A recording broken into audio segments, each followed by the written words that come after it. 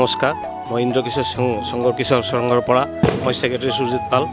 মানে মই সবকে হাত জোৰ কৰি এটা প্ৰণাম কৰি আছোঁ আৰু আপোনালোকৰ সহায় সহযোগিতা কামনা কৰিলোঁ। আমাৰ ইন্দ্ৰ সংঘৰ পূজাটো আপোনালোকে চাই আছে, মানে দিনে দিনে আৰু যেন বেছিকৈ ভাল হয় আৰু মানে আপোনালোকৰ সহায় সহযোগিতা কামনা কৰিলোঁ।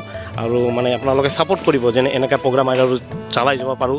আৰু আপোনাৰ মানে কি ক'ম, মানে আগন্তুক দিনকে পূজাখন মানে আৰু ভাল হৈ যেন সেইটোৱে সহযোগিতা আপোনালোকৰ কামনা কৰিলোঁ।